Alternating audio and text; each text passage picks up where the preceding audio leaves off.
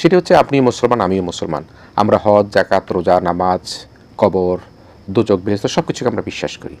তাহলে ইসলামপন্থীদের ভোট বলতে কাদের ভোট বোঝায়? বললাম না, এটা একটা ভাওতাবাজি, ধর্মের ভেস্তের টিকিট বিক্রি করা, এটা তো মুনাফিকি। আপনি আমি এদেশের প্রত্যেক মানুষ আমরা প্র্যাকটিসিং মুসলিম, মেজরিটি মানুষ মুসলিম। এইটা আমাদের ব্যক্তিগত ধর্মাচার পালনের প্রশ্ন। রাষ্ট্রীয় প্রশ্নে রাজনীতি যেখানে, সেই রাজনীতিতে যে ধর্মের ব্যবহার বা অপব্যবহার করে যে মানুষকে বিভ্রান্ত করা, মানুষকে প্রতিশ্রুতি দিয়ে প্রতারণা করা, এটা তো ইসলামেও সমর্থন করে না। সুতরাং এরা ধর্মের নাম করে মানুষকে যে বিভ্রান্ত করে বা প্রতারণামূলক আচরণের মাধ্যমে যে ভোট চাচ্ছে, এটাও ইসলাম পরিপন্থী। সে জামায়াত ইসলাম নিজেদেরকে ধর্মভিত্তিক রাজনৈতিক দল হিসেবে ধর্মীয় প্ল্যাটফর্মে যারা আছে তাদেরকে একসঙ্গে আনার ব্যাপারে উদ্যোগী ছিল, এবং এর এই ওয়ান বক্স পলিসি যেটা, সেটা মূলত কিন্তু ইসলামী আন্দোলন বাংলাদেশের নেতা ফজলুল করিম সাহেব ওনাদেরই দেওয়া। সেই প্রেক্ষাপটে চেষ্টা হচ্ছিল এবং এইরকম একটা কথা বলার চেষ্টা করছিলেন যে ইসলামী দলগুলো তারা সব এক জায়গায় এক প্ল্যাটফর্মে আসছেন, জোট করেছেন, সুতরাং ইসলামপন্থীদের সবার ভোট যেন ওইখানে পড়ে। কিন্তু এইটু একটা ভাওতাবাজি ছিল। ভাওতাবাজি ছিল কেন? এই হেফাজতে ইসলামের শীর্ষ নেতা কিন্তু জামায়াত ইসলাম যে ইসলাম মানে এটা ইসলামই নয়, এবং তারা মুনাফিক এইসব কথা প্রকাশ্যে বলছিলেন। ফলে হেফাজতের একটা অংশ তো ওই নেতা, শীর্ষ নেতাদেরও ফলো করেন, সুতরাং তাদের ভোট কোনোভাবেই জামায়াত ইসলাম বা তাদের জোটের এই বাক্সে আসার কোনো কারণ ছিল না। আবার বিএনপির সঙ্গেও কিন্তু আপনার 3টা ইসলামী দল কিন্তু আছে, তার মধ্যে একটা নিবন্ধন থাকা এবং 2টা নিবন্ধন ছাড়া, তাদেরকে বিএনপি কিন্তু আসনও ছেড়েছে এবং তাদের সঙ্গে আছে। সুতরাং ওই ইসলামপন্থী 3টা দল তাদেরও তো কিছু অনুসারী আছে। ফলে এমনিতে দেশের ধর্মপ্রাণ মুসলমান তারা পছন্দ অনুসারে বিভিন্ন দলকেই ভোট দেয়, কিন্তু ধর্মভিত্তিক রাজনীতি যারা করে তাদের অনুসারী হিসেবে যদি ধরেন, তাহলেও কিন্তু সেটা আগে থেকেই নানান ভাগে বিভক্ত ছিল, সব এক ওয়ান বক্স পলিসিতে যাওয়ার সুযোগই ছিল না। ফলে এটা একটা রাজনৈতিক ভাওতাবাজি ছিল। তারপরে এসে তারা আবার সেই ঐক্যটাও ধরে রাখতে পারলো না, কারণ হচ্ছে গিয়ে এরা নামে ইসলাম হলেও ইসলাম প্র্যাকটিস করে না। মানে ইসলাম প্র্যাকটিস করে না বলতে ইসলামী রীতিনীতি প্র্যাকটিস করে ওইটা বলছি না, ইসলাম ভিত্তিক রাজনীতি করে যে আল্লাহর আইন চাই বলে যে কথাটা তারা বলছিল, সেই পথে তারা থাকছিল না বলেই বিভিন্ন ইসলামপন্থীরা একমত হয়ে আল্লাহর আইন কায়েম করবে সেই পথে তারা এক হতে কখনোই পারেনি। এবার একটু একসঙ্গে হওয়ার পরও আবার ছুটে গেল। আজ এই ছুটে যাওয়ার পরেই কিন্তু ইসলামী আন্দোলন বাংলাদেশের ফজলুল করিম সাহেব বলছে যে জামায়াত হচ্ছে চূড়ান্ত মুনাফিক এবং প্রকৃত মুনাফিক। কেন মুনাফিক বলছে যে ওরা নামের সঙ্গে ইসলাম ধারণ করছে, কিন্তু বলছে যে আল্লাহর আইন চাই, আবার বলছে শরিয়া আইন করবো না ক্ষমতায় গেলে। যদি আল্লাহর আইন চান এবং যদি ইসলাম নাম নিয়ে রাজনীতি করেন, তাহলে ট্রুলি ইসলামে যেটা বলে সেটা করবেন, ওইটা বলার সৎসাহস থাকতে হবে। সেই সৎসাহসটা জামাতের নাই। জামাত ট্রিকি আচরণ করে যখন যেখানে দরকার। গ্রামে গিয়ে সাধারণ মুসলমানের কাছে, প্রান্তিক জনগোষ্ঠীর কাছে ভেস্তের টিকিট বেচে, আবার খ্রিস্টান সম্প্রদায়ের নেতৃবৃন্দের সঙ্গে যখন বসে, ফরেন মিশনের ওদের সঙ্গে যখন বসে, তখন বলে না আমরা মডারেট মুসলিম হিসেবে যে রাষ্ট্র পরিচালনা প্রচলিত যে আইন আছে এর ভিত্তিতে চালাবো, শরিয়া আইনে আমরা করব না। এই যে ডুয়েল ক্যারেক্টার মুনাফিকি, এটাকে বলছে। আবার বলছে যে ওরা তো রীতিনীতিতে বেপর্দা মহিলাদের সঙ্গে ফ্রি মিক্সিং যেটা, সেটা জামাতের নেতারা করছে। একদিকে তারা বলছে যে ইসলামের আইন, আবার এটা নিজেরাই করছে। এই কথাগুলো কিন্তু আজকে মুফতি ফজলুল করিম সাহেব নিজে বলছেন। ফলে এইটা বলছে একদিকে উনি, আবার ওনার জন্য আবার আসন খালি রাখার কৌশল নিয়েছে। সুতরাং এই পলিসিতে তারা লাভবান হবে না। আর এনসিপির যে বিষয়টা দেখেন, এনসিপি আমাদের মধ্যে একটা আশা জাগিয়েছিল এই জন্য যে আমরা বিএনপি, জামায়াত ইসলাম, ডান বাম সহ অনেক দল এই সরকারের বিরুদ্ধে 16 বছর ধরে আন্দোলন সংগ্রাম করেছে। অনেক গুম খুন হামলা মামলার শিকার হয়ে এরা ঐক্যবদ্ধভাবে সরকারের বিরুদ্ধে প্রতিবাদটা জারি রেখেছে। আমরা কথা বলেছি, লিখেছি, কাজ করেছি, বিভিন্ন কর্মসূচিতে অংশ নিয়েছি, সব করেছি। কিন্তু তারপরও এটা বাস্তবতা যে শেষ সময়ে এসে তরুণদেরকে সামনে দিয়ে তার সঙ্গে রাজনৈতিক দলগুলো সম্পৃক্ত হয়ে আন্দোলনটাকে ছাত্র জনতা বা গণমানুষের আন্দোলনে অভ্যুত্থানে পরিণত করা হয়েছে এবং ফ্যাসিবাদের পতন হয়েছে। সেই বিবেচনায় এই তরুণরা যারা গুলির সামনে দাঁড়িয়েছে তাদের প্রতি তো আমরা সাংঘাতিকভাবে কৃতজ্ঞ। আমি জেল থেকে ছাড়া পাওয়ার পরে প্রথম কৃতজ্ঞতাই জানিয়েছিলাম তাদের প্রতি, যে ওদের রক্তের বিনিময়ে আজকে আমি জেল থেকে বের হতে পেরেছি। ওদের নিয়ে আমি আশায় ছিলাম কি যে বাংলাদেশে যেই রাজনীতিটা প্রচলিত, যে রাজনীতির ধারা চলছে, যদিও আমার পছন্দের দল বিএনপি, আমি সাপোর্ট করি বিএনপিকে, কিন্তু বিএনপির অনেক ত্রুটি বিচ্যুতি আছে বলে আমি চাইতাম আরও বেটার একটা বিএনপি।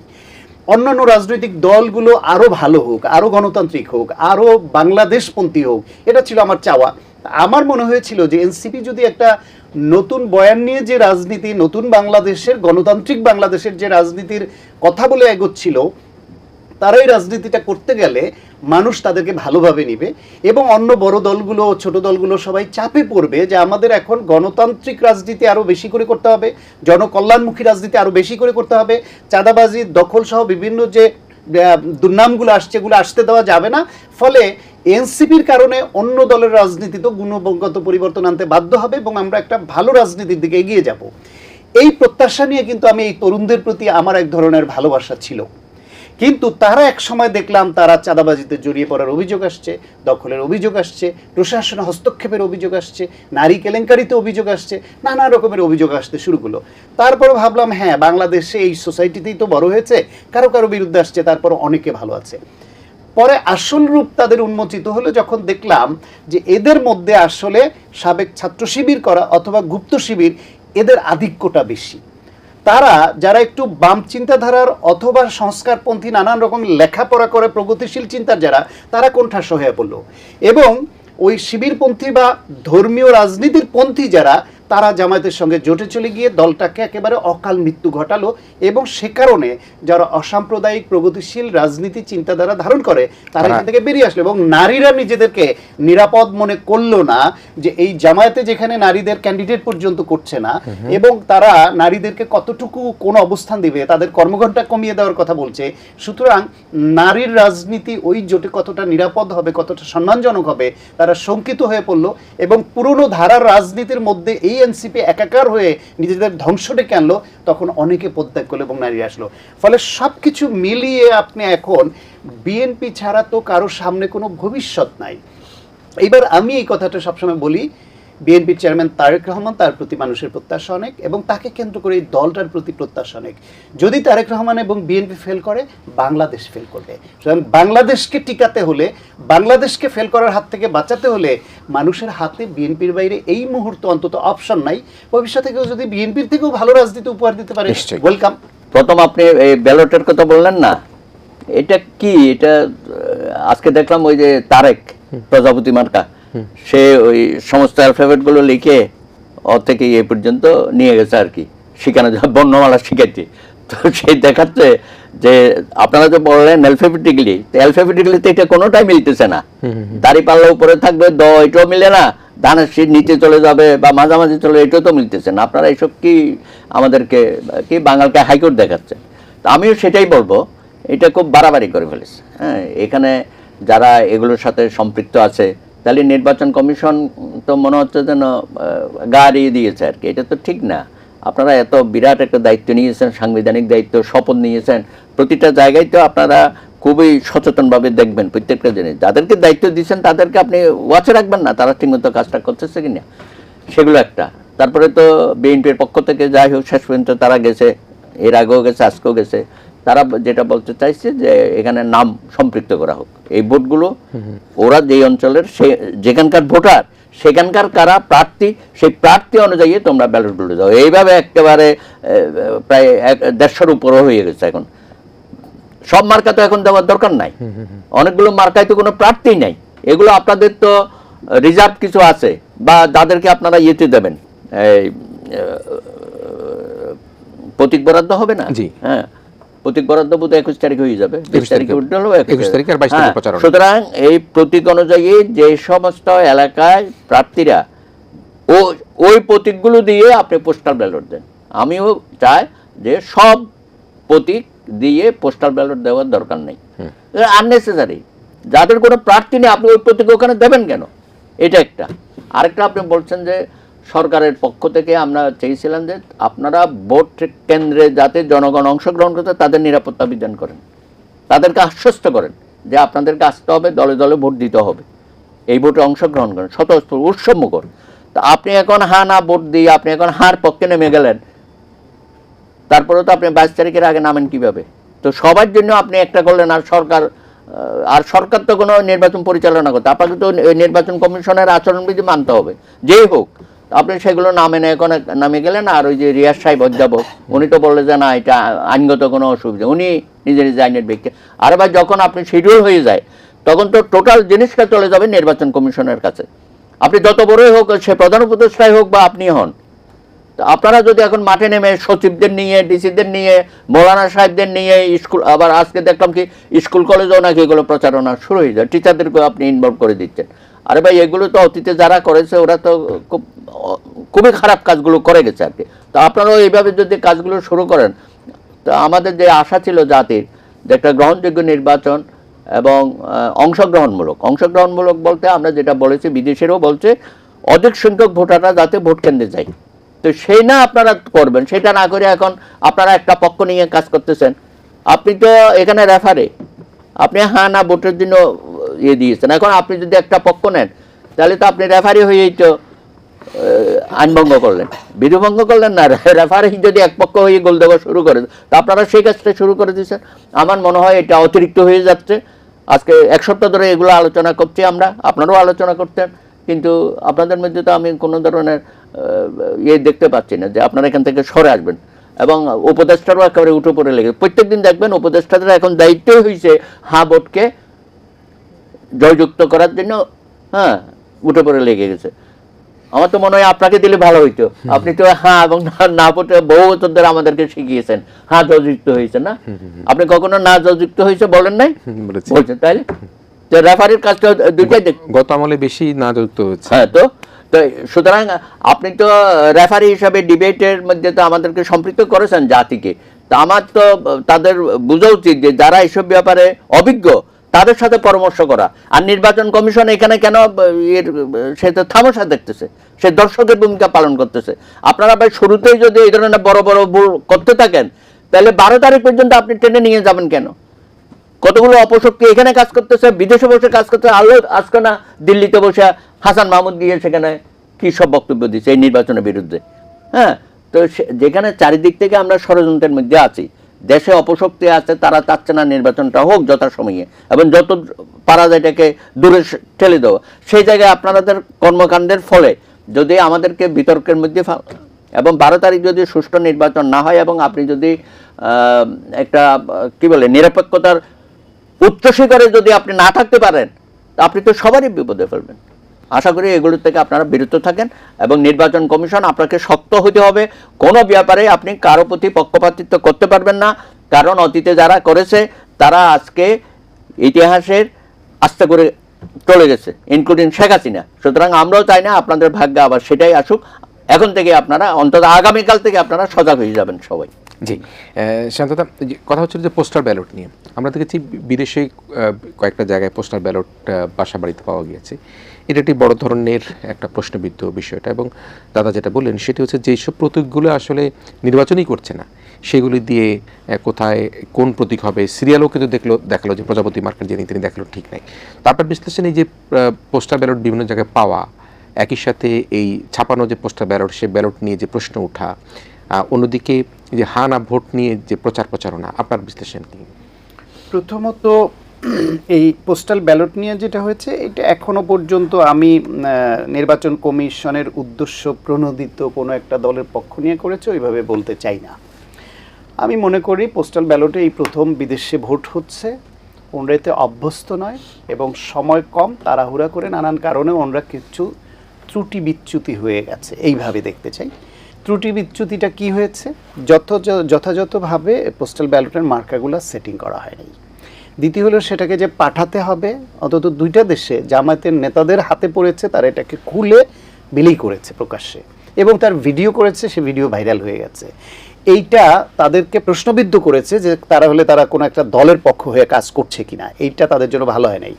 এখন আমি যে মনেটা করি যে এটা আসলে তাদের উদ্দেশ্যমূলক নয়, এটা তাদের ভুল, সেই মনে করাটাই আমাকে স্থির থাকতে হলে আমি দেখতে চাই যে তারা ভুল করেছে, সেটা স্বীকার করে এটা সংশোধন করুক, যে যেখানে যেখানে ওপেন করা হয়েছে ওখানে আমরা এটা ভুল হয়েছে, অন্যায় হয়েছে, আমরা প্রত্যেকের ঠিকানায় ঠিকানায় এইভাবে পাঠাবো। আমেরিকায় পর্যন্ত এটা কিন্তু নিয়ে এটা ফেলে দেওয়ার পর্যায়ে চলে গিয়েছিল, পরে বাংলাদেশি একজন ভদ্রলোকের নজরে আসাতে সেটা এসে এইখানে কিন্তু এটা দায়িত্ব ছিল নির্বাচন কমিশনের, ফলে তারা অযোগ্যতার পরিচয় দিচ্ছেন। পাশাপাশি সরকারের এই যে হেনা ভোট প্রশ্নে যে অবস্থানটা নিয়েছে, ইটস এ ট্রিকি গেম। আমি আরেকটা চ্যানেলে বলেছি এটাকে স্থূল শয়তানি। স্থূল শয়তানি কেন? সূক্ষ্ম শয়তানি হলে আমরা ধরতে পারতাম না, বুঝতে পারতাম না অনেকে, কিন্তু শয়তানিটা এত স্থূল যে সবাই বুঝে ফেলছে। সবাই বুঝে ফেলছে এই জন্য যে এইখানে তারা উদাহরণ হিসেবে আনছে ইউকে ব্রেক্সিটের কথা আনছে, যে সরকার তো এখানে পক্ষ নিয়েছিল। উদাহরণ হিসেবে বাংলাদেশের 3টা গণভোটের কথা আনছে, যে শহীদ প্রেসিডেন্ট জিয়াউর রহমানের সময় একটা গণভোট হয়েছিল, হোসেন মোহাম্মদ এরশাদের সময় একটা গণভোট হয়েছে, বেগম খালেদা জিয়ার সময় পার্লামেন্টারি গভর্নমেন্ট নিয়ে একটা গণভোট হয়েছে। এই 3টা নির্বাচনেই তো সরকার হ্যার পক্ষে প্রচারণা চালিয়েছে, হ্যার পক্ষে ছিল। ফাইন, যদি আপনার কোনো একটা ইস্যুতে সরকার অবস্থান নেয় এবং সেই অবস্থান নিয়ে জনগণের মতামত নেওয়ার জন্য গণভোট দেয় যে আমরা মনে করছি এই আইনটা হওয়া দরকার, বা আমাকে আপনারা গ্রহণ করছেন কিনা এ বিষয়ে আপনারা মতামত দিন এবং আমি হ্যাঁ প্রত্যাশী, সেটা একরকম। কিন্তু এইখানে জাতীয় নির্বাচন এবং গণভোট একসঙ্গে হচ্ছে। সেখানে আপনি যদি 2টা নির্বাচন একসঙ্গে হওয়াকে ওই যে আইসোলেটলি যেখানে গণভোট হয় সেটার সঙ্গে মিলিয়ে আপনি ওরকম অবস্থান নেন, তাহলে আপনি তো একটা পক্ষ নিয়ে নিলেন। এই গণভোটের সময় কেউ হ্যাঁর পক্ষে থাকতে পারে, কেউ নার পক্ষে থাকতে পারে, কেউ নীরব থাকতে পারে।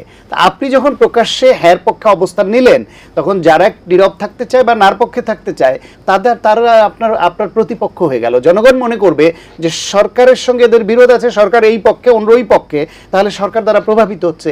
ইউএনও সহ বিভিন্ন সরকারি কর্মকর্তাদের দিয়ে বা বিভিন্ন এই যে স্কুল কলেজের শিক্ষক এদের দিয়ে যে প্রচারণাটা চালাচ্ছে মাঠে ঘাটে, প্রচারণা চালাতে পারে। প্রচারণাটা কি নিয়ে হতে পারতো? যেটা দাদাও বলছেন যে বাংলাদেশে একটা গণভোট হচ্ছে এবং একটা জাতীয় নির্বাচন হচ্ছে, আপনাদের প্রত্যেকের নাগরিক দায়িত্ব ভোট দিতে কেন্দ্রে যাওয়া। আপনারা বহু বছর অনেকে ভোট দিতে পারেননি, এবং যারা আপনারা জাতীয় নির্বাচনে ভোট দেবেন, দয়া করে আপনারা প্রত্যেকেই অবশ্যই গণভোটেও অংশ নেবেন এবং আপনার বিবেচনা মতো হ্যাঁ বা না ভোটটি আপনি অবশ্যই দিবেন।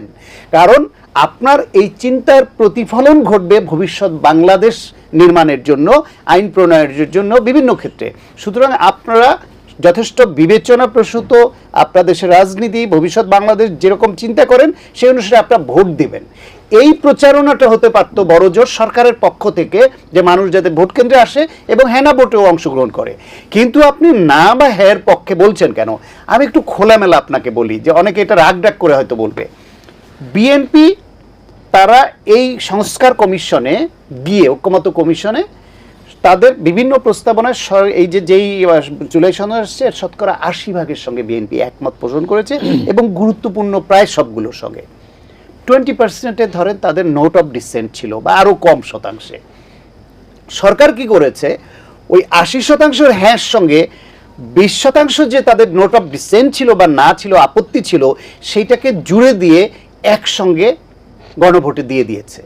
এখন বিএনপি সেইখানে তাদের পক্ষে না বলা মুশকিল, নার পক্ষে থাকা, কারণ হচ্ছে মানুষের আকাঙ্ক্ষা সংস্কার, বিএনপিরও আকাঙ্ক্ষা সংস্কার, বিএনপির চাওয়া সংস্কার। তারা রাষ্ট্র মেরামতের 31 দফা দিয়ে, যে দাদা অনেকবার বসছেন বিএনপির সঙ্গে বিষয়ে পরামর্শ দিতে আকাঙ্ক্ষা সংস্কারে, আবার এই ঐক্যমত্য কমিশনের 80% সঙ্গে তারা একমত। সুতরাং তাদের তো হ্যাঁ নায়ের পক্ষে দাঁড়ানোর কোনো সুযোগ নাই। আবার হ্যাঁর পক্ষে জোরালো অবস্থান নিতে গেলেও তাদের একটু মনে ভাবতে পারে যে এর মধ্যে 20% আমি একমত না, আপনি সেটা কেন জুড়ে দিলেন? এইখানে সরকার বুঝেছে যে বিএনপি তো নায়ের পক্ষে দাঁড়াতে পারবে না, আমরা হের পক্ষে দাঁড়াইলেও ওরা না বলতে পারবে না, তখন বাধ্য হয়ে তারা প্রতিযোগিতায় পরে হের পক্ষে নেমে পড়তে হবে জোরালোভাবে। তখন জামাত, এনসিপি নেমেছে, বিএনপি নেমেছে, আমরা নেমেছি, সব হের জোয়ার।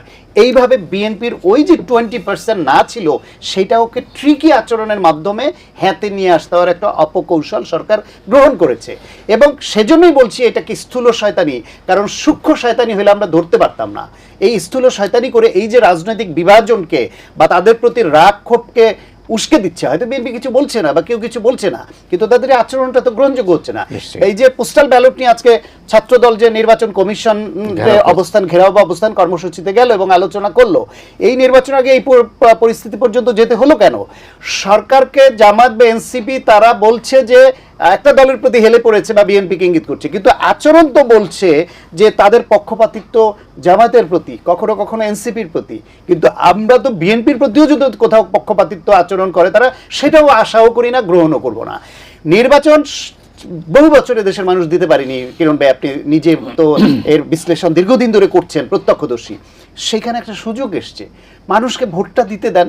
মানুষ যদি মনে করে যে হ্যাঁ এই মোনাফেক হোক আর ভেস্তের টিকিট বেচুক, যাই করুক, জামাত যেটা বলছে এটাই ঠিক, জামাতকে ভোট দেন। যদি মনে করে যে না বিএনপি বাংলাদেশের স্বাধীনতা সার্বভৌমত্বের পক্ষে, মুক্তিযুদ্ধের চেতনা ধারণ করে, ২৪-এর চেতনা ধারণ করে, ৮৬ নির্বাচনে অংশগ্রহণ করেনি, বাংলাদেশের গণতন্ত্রের পক্ষে আপসীন নেত্রীর দল, বাংলাদেশের বহুদলীয় গণতন্ত্র এবং পুনঃপ্রবর্তন এবং স্বাধীনতার ঘোষণা দেওয়া জিয়াউর রহমানের দল এবং তারেক রহমানের দল, বিএনপি মহাসচিব এরকম বহু ভালো নেতাই দল আছে, মনে করে যদি মনে করে না অভিজ্ঞতা আছে বিএনপিকেই দেওয়া দরকার, বিএনপিকে দিবে। যদি মনে করে না আমাদের তরুণদের আনা দরকার, কোন কোন তরুণকেও ভোট দিবে। আমরা তাদেরকে ভোট দেওয়ার সুযোগটা যেন দেই এবং প্রশাসন, নির্বাচন কমিশন যেন নিরপেক্ষ ভূমিকাটা থাকে। ইতিহাসের সেরা নির্বাচনের যে লোভ দেখাচ্ছেন আমাদের, ওই ইতিহাসের সেরা নির্বাচন আমি আশা করি না।